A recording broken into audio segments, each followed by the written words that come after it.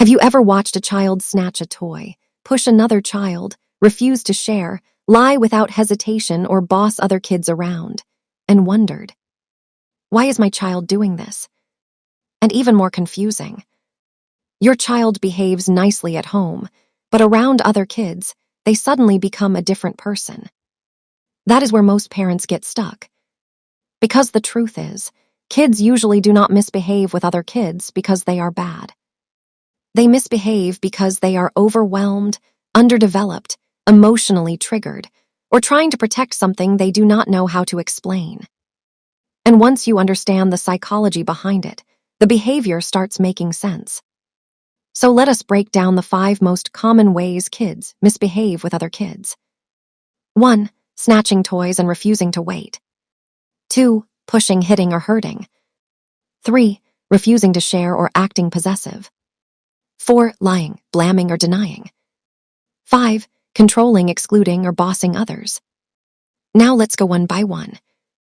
1. Snatching toys, grabbing, and refusing to wait. This usually happens in a second. One child is playing, another child sees the toy. And suddenly, grab.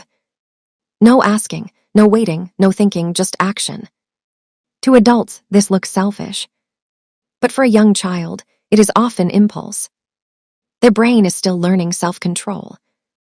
The pause and think part is not strong yet, so when they want something, they move fast. But there is another layer too. Sometimes the child is thinking, if I do not take it now, I will lose it. I do not know how to ask. Waiting feels hard. I want it before someone else gets it. So this is not always greed. Sometimes it is urgency. What parents should do not just say, share. That is too big and too vague. Say something simple. Ask first. Can I have a turn after you? Hands stay with you.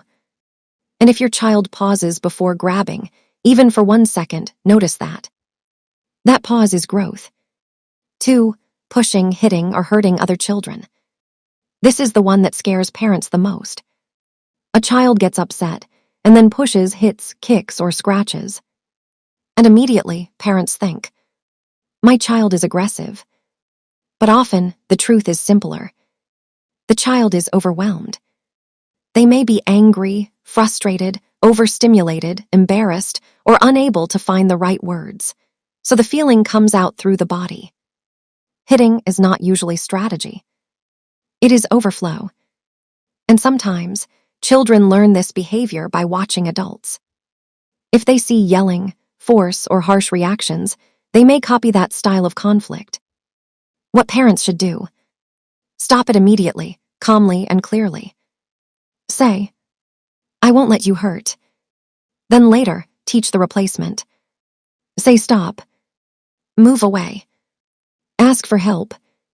Take a breath.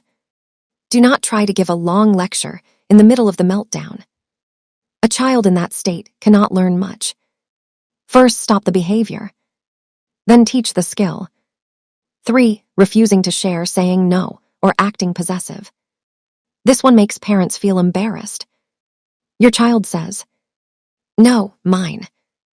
They hold the toy tightly, they resist, they refuse. And adults often assume the child is selfish. But sharing is not automatic. It is learned. A young child naturally thinks in terms of ownership. Mine. Mine now. Mine forever. That is normal development. But sometimes there is a deeper reason. A child may hold on tightly because they feel they have very little control in other parts of life. Maybe they are tired. Maybe they are overstimulated. Maybe they feel pushed around all day. So the toy becomes power. The toy becomes control. What parents should do not force immediate sharing. Instead, teach turn-taking. You can have it for 2 more minutes. Then it is their turn. This feels safer and more fair. Also, prepare them before playtime. Some toys are for sharing. Some toys are special. If you feel upset, tell me. Children share better when they feel secure, not when they feel forced. 4. Lying, blaming, or denying. This one hurts parents differently. You already saw what happened. But your child says, I didn't do it. Or, he did it. Or, she started it. Now it feels like honesty is the issue. But usually, lying is not about being evil. It is about fear. Children lie when they fear. Punishment, shame, disappointment, losing love. In their mind, the lie is protection. They may think, if I tell the truth, something bad will happen. So they deny. And if a child often gets a big reaction for mistakes, lying becomes even more likely, because fear teaches hiding. What parents should do: stay calm. Instead of turning it into an argument, say, I need honesty, not fear. Then move to repair. What needs to be fixed? What should you say? How do we make it right? Children become more honest when truth feels safe. 5. Controlling, excluding, or bossing other kids. This one is easy to miss. A child says, you cannot play. Do it my way. You are not my friend. It looks rude, controlling, mean. But underneath, this behavior often comes from insecurity. Some children try to control others because they want to feel important. Some do it because they want to feel safe. Some do it because if they are in charge, they do not have to feel powerless. So bossing other kids is often not about confidence. It is about trying to cover insecurity. What parents should do: teach leadership without domination. Say, leaders listen. You can suggest, not control. Let others choose too. And give them better language. What do you want to play? Let's decide together. You go first, then me. This builds flexibility. And flexibility builds better friendships. Now step back. Snatching, hitting, refusing to share, lying, bossing. They look different, but the root is often the same. Poor impulse control. Emotional overwhelm. Insecurity. Lack of social skills. Need for control. Learned behavior from environment. So the child is not just being bad. The child is usually trying to handle big feelings with limited tools. That changes how we respond. Most parents ask, how do I stop this? But a better question is, what skill is missing here? Because once you find the missing skill, you stop reacting and start teaching. That is where real change begins. Keep it short. Children do not need a speech. They need a clear signal.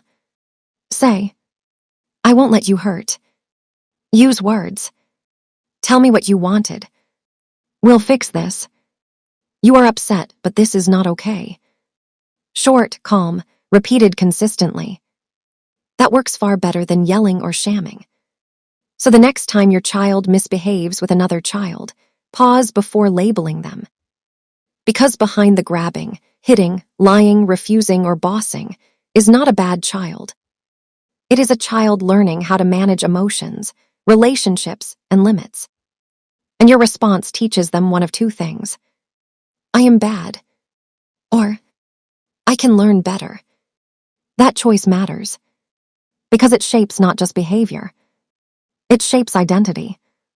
And that changes everything.